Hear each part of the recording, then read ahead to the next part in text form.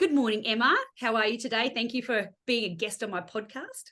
I'm very good. Thank you for having me. I'm super excited to be here. Yes, very excited. Very, very excited. We're just talking about holidays, kids, had to rebook. I think I was sick last time. I can't even remember why we had to rebook, but there's always things happening, isn't there? There is. It's a public holiday today, and I was like, take the kids out, please. I just want to do a little bit of work. Everyone out. I was saying, as we just started, someone was screaming. One of my kids was screaming in the background. I'm like, please don't be making noises, but they do. So we're going to do our best. So excited to have you here. I'd love for you, I sort of say to people, and probably should have warned you, what's your elevator pitch or what's your passion? So I'd love you to explain to whoever's listening, you're the founder of Motivate Mums, what that is, where it came from, and what you can do. Well, hi everyone. I help new mums return to exercise safely after having a baby. Via group training, outdoor group training where mums can bring the babies along, virtual training so I can reach more mums. I don't want ever to feel people cannot be reached, and also one-on-one if people need that little bit of extra attention.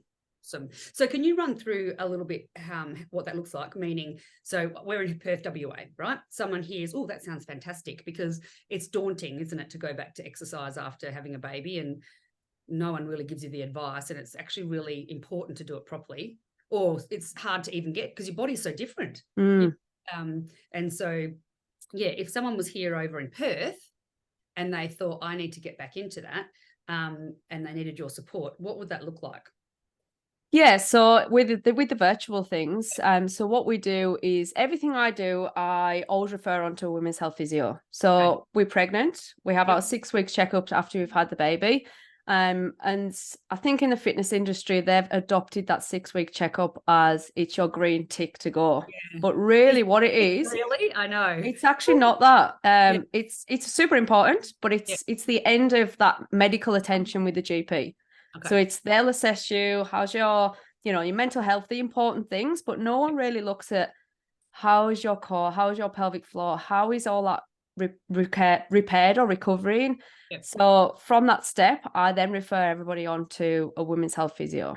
So if they were working with me remotely, I'd get them to see a physio. I'd give some options there. And then we do an online one-on-one session together. So I can go through pelvic floor and core cues. You always want to know that they can activate that pelvic floor and they have the awareness over how their body is. Meaning if you've pushed out a baby, and I've done it, one Caesar, 2 normal, it really doesn't exist at the beginning, does it? Meaning you try and do your pelvic floor and it's just like, oh, it's not there. So it's like, how do you do that correctly to build it back up? It's really important, isn't it? Yeah, that's right. And I think a lot of us don't know how to activate our pelvic floor correctly. Isn't it funny, as you're talking about it, I'm doing it? Is that like a weird woman thing? It's because it's like, oh, I'm aware of what I'm doing now. And it's like, yeah. Funny. And you forget. And 50% of women, it's been proven that don't know how to activate that pelvic floor properly and actually push down rather than drawing in and up. Yeah. So seeing that women's health physio first before they start training, the women's health physio can do an internal assessment and can also check with real-time ultrasound to see what your core and your pelvic floor is doing.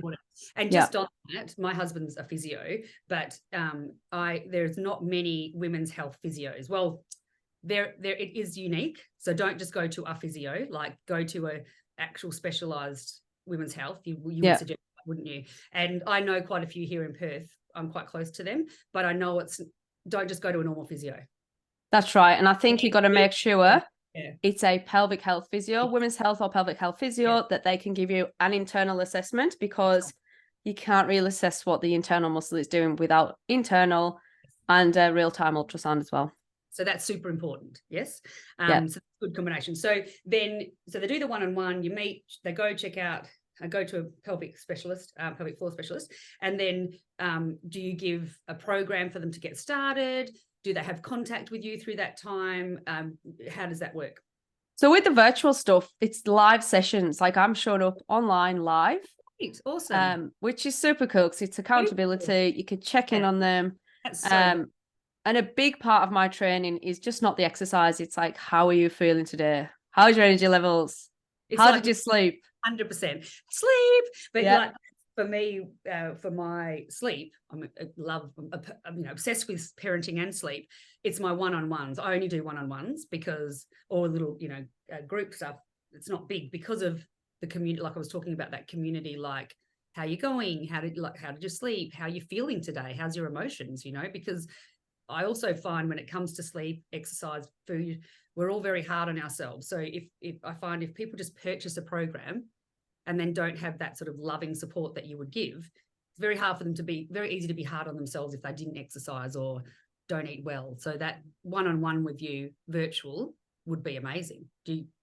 Yeah, so I love doing it. And I think that one thing for me that I think that really works is at the start of every session. So in the virtual, it is a group situation, but there's 9 sessions a week. So sometimes it is a one-on-one, sometimes there's a couple on there, but it's given them permission to be themselves. So give me a word how you're showing up today. Because you got this big smile on your face, but inside you're like, I feel like shit. Yes, Yeah, give me a word and how's your energy levels. We'll do a rating out of 10. So that really gives me an idea how hard I can push them. Because they're behind a screen, you can't see them physically, so that's how we do it. Having that conversation of how that's the biggest thing, is people allowing themselves to feel real. Because again, getting back to the influence of social media and YouTube and all of that, people that are sharing their stuff aren't sharing a lot of their shit. That's what I think in regards to parents and stuff. Some people are, but a lot of it is, oh, look at this organic food that I've prepared for 2 hours for my toddler and the toddler eats it. And the newborn sleeping all night, that's not really probably that true. So it's the same with exercise and body recovery, I would say. That's right. And I think that I try to get rid of that pre-baby body situation. So when people say, I want to get my pre-baby body back, I say, right, let's get rid of that mindset, because when you try and get a body back, your body's changed so much. So if we focus on, exactly. Yeah. And I think there's a lot out there of get your bikini body, get your body back. So we do none of that. We don't really talk about weight in the classes. We just talk about how you feel after the sessions, and we work on like strength goals rather than aesthetic goals. Love it. And the thing is, getting older, 48, no, 49. I've just turned 49. Oh God. Anyway, but I was always very, very hard on myself with my body. And, that's childhood stuff and whatever. And trying to get back to that was really important, but that's really unkind. That was really unkind to myself. Like your body, minimum 6 weeks should be just resting, shouldn't it really? And allowing your body to heal, hormones and everything. But that really, as I've got older, I don't weigh myself anymore. And I was obsessed with weights every single day. I just go with exercise and eating well, and if you can do the both, whatever that looks like, then you feel pretty good, focused on a scale. I spent my whole life like, oh my God, the scales or, how you look. It just drives you crazy. And then you're a new mum, That's it. Yeah. Like we've got to keep our babies alive. There's enough that we've got to worry about to start with, isn't there? There's that much. So I think that first 6 weeks, like you said, rest as much as you can. Maybe do some breathing, connect with your pelvic floor, connect with your core. But apart from that, you got to try and look after yourself, sleep when you can. That's a big one. So would you typically be working with mums sort of after they've done the 6 week, like wait for the 6 weeks, or if they're feeling pretty good and they say, hey, I'm feeling really good, and they didn't have stitches or whatever, bounce back, I shouldn't use those words, but the body seemed to have recovered quite quickly and they've gone to a pelvic health specialist, would they be able to start with you before the 6 weeks? I would honestly always say wait for 6 weeks, because they're just, you're trying to navigate life for the new human. So getting to a class or getting to something on time just might add that extra layer of stress. And I think there's a couple of things what you said then. I think we can feel good, but then our body inside, we don't know if we've got any rehab that we need to do, or even if we've got no tearing or stitches or anything like that, our body's just gone through a lot. So I think resting for at least 6 weeks afterwards. C-section, I wouldn't say until 4 months afterwards. Really? Yeah. Man. I mean, this is my personal journey. I hated the cesarean, and I had a lot of friends that elected that. So I'm not having a go at people that want to do that. But I must have had an impinged nerve. So it was this extreme pain for weeks and weeks after. But the body's just crazy. I mean, I had that Caesar for the first, didn't have the greatest experience. Don't want to scare people because a lot of people have had Caesars and were fine. Then the natural birth, I was like, wow. And, you know, like I think I waited for about 4 weeks or 6 weeks to do a sit-up, and you can't do a sit-up because I didn't even have, what's it called when the stomach, the two muscles separate a bit? There's abdominal separation. Yeah. Yeah. And some people can have it more than others. And mine wasn't that big, but I remember giving myself time, but trying to do a sit-up, and like you literally couldn't. So it was so interesting with support to build that up that I could sit up again. So that's, if you just look at that, how your body has to repair. It was a few months after, and it just, the muscles had to take time to rebuild slowly. That's it. Yeah. And I think with your core, so as you were saying then, so you got your rectus muscles at the front, your six-pack muscles, and what happens there is they stretch underneath. Yeah. Or they stretch and stretch and stretch till they physically can't stretch anymore. And then down the middle, there's your connective tissue called the linea alba. Right. And then 100% of women get, abdominal separation. But I think it's what we do afterwards to try and repair it. That's right. So slowly, deep core muscles. So important to be slowly having someone like yourself to support them through it. So that's really good. I love that. Everyone has to wait for 6 weeks, everybody, if they want to, if they can. So another really interesting question was in regards to why strength training is important for mums. So, because obviously people might like to run, might want to do other things, maybe more cardio based. What's your mindset around why strength training is so important for mums? Yeah, so I think the first thing I would say is do something you enjoy. Yes, so true. If you bloody hate strength training, it is good, but if you really don't like it, then find something you enjoy. But with the strength training, we need to build up the strength to live every day with the kids, lifting them in and out the car seats, the carriers, things like that. What we need to increase our strength. So being able to strength train and get stronger, so then we don't get injured, because we do everything so we can, live through life and not get injured, and that's why we do stuff. And and again, the body, you're the specialist in this sort of stuff, but when you give birth or just about to give birth, even if it's you're having a Caesar, your body releases whatever the hormone is that relaxes all of your tendons and muscles. Yeah. I don't know what that's called, but so you've got to be careful after as that rebuilds. So just having a baby and then birthing it is such a big stress on the body, isn't it? Yeah, relaxing. So when you're breastfeeding, that hormone is released. Yeah. So you've got to be really careful and start slow, because your muscles are still all lax. Yep. So you still need to build slowly through and increase the strength through the ligaments and the tendons, and because if we go too hard too quickly into it, we can certainly damage ourselves. Yeah. And then what about breast milk production if you're breastfeeding and exercise and stuff like that? Obviously you've got to be careful in regards to being too strenuous, or that doesn't really matter if obviously you're doing it really slowly anyway, but is there any correlation to too much exercise and breast milk? There's no real evidence to show that it cuts the supply down, but I think that the important things are that we eat enough food, because we are breastfeeding.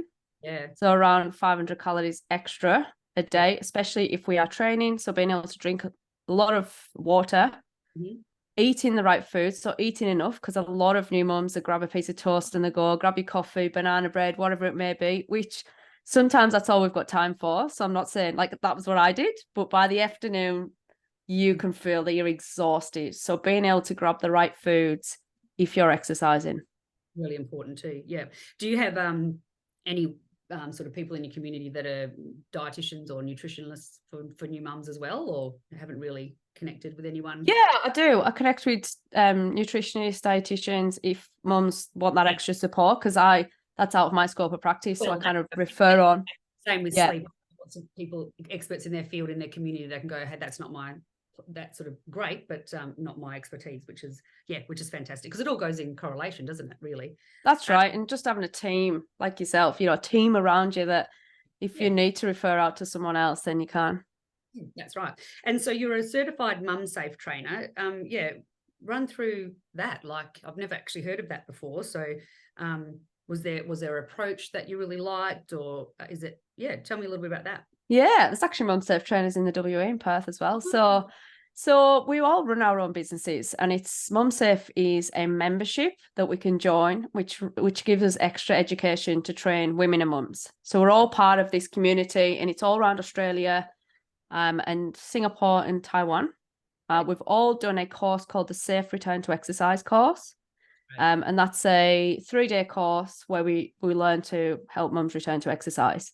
Awesome. So once we join this MumSafe team, we upskill on education. So every week we do a business masterclass, a educational masterclass on different things. Different experts come in and we learn something new. So we constantly upskilling to look after mums better. Just always learning. So where and why did you get into this? Because usually the people that I speak to, and mostly mums in business, has come from a passion or drive. So tell me where your passion came from around this. Yeah, I mean, I'd wanted to be a personal trainer a long time before I actually got the courage to do it. Really? Yeah. What's that? Sorry? You always enjoy fitness? Yeah, always loved fitness. Always loved it. But I was in full-time employment, getting paid pretty well before I moved to Australia 13 years ago. After I'd moved, same again, got a job in an office, paid well. And I think just making that step into running your own business, as you'll know, is quite scary. Yep. And staying in it's quite scary too, isn't it? Yeah, because it's not easy. It's not for the faint-hearted, that's for sure. And after I'd had my first child, I returned to exercise in a group class. And it was a mums and bubs class, but there's just that lack of support of things like understanding your birth story. Yeah, right. So in my pre-exercise questionnaire that I have now, it's everything. Tell me about your pregnancy. Tell me about your birth. How are you recovering? Tell me about your mental health, like everything. But when I returned myself, it was, have you had your 6-week checkup? Yes. Okay. Let's go up the hill for a run. Let's do this. Let's do that. And it was just a bit intense, you know. Even though I didn't have any real issues postnatally, it was just my boobs are sore because I'm breastfeeding, or I've had a shit night's sleep, or, you know, these different things. I'm weeing my pants because I can't run. Yeah. And no one even asked me any of that. And I think there was just no environment to speak up about that kind of thing. So there was a gap, basically. There was a gap. Yeah. There's your purpose in life, basically, which is fantastic. And yes, you're a mum of 2 boys. We were saying 5 and 7, which I find is a really cute age. Yeah. Cute but hard. Yeah, busy but hard. Do you know why I can say that on reflection? Because I have teenagers. Yeah. Yeah, that's harder. Yeah. Boys tend to be rough and tumble and a bit easier, they reckon. So, yeah. So there you go. You're the founder of Motivate Mums, and obviously we'll get everybody's links and everything in the bio for people to reach out, and obviously be very happy for them to DM and ask you questions if needed, I'm sure. Absolutely. How they could work with you if they're, again, in another state. Obviously, where are you based again? Queensland? In the Sunshine Coast in Queensland, yeah. Yeah. So obviously, if people close to you, where are you located in the Sunshine Coast if people hear this and they're near you? In Buderim. So I run sessions in Buderim and Maroochydore. Buderim and Maroochydore. So if anyone hears this and they want to see and meet you in real life, that's where they can go. So obviously, when you do your classes, they can have their bubs, virtually or real. They can bring their bubs. Absolutely. Yeah. I would think that they would have to. That's what we're about. Just sometimes we have more than 12 kids in a session. So my max is 12. Yes. But then I've had mums with me from when their babies were 6 weeks old, and then our toddlers and run around the park, and we've got safe locations if it's face-to-face where the kids can play. I take play mats, toys, things that they can be. Yeah. So important. And then obviously building that nice little community of people. So what else? So you've got your one-on-ones, you've got your virtual, and you've got obviously when people come to you. And do you have a Facebook community or anything like that, or? Yeah, I've got a Facebook community, which is Motivate Mums, and there's a Sunny Coast one as well, which, so there's a couple of different groups. Yep, that's fantastic. Fantastic. Well, thank you so much for joining today. And obviously everyone can figure out how to find you and work with you, which is amazing. And I'll put all the links in bio. So thanks so much. Thanks for having me. Speak to you soon. Bye.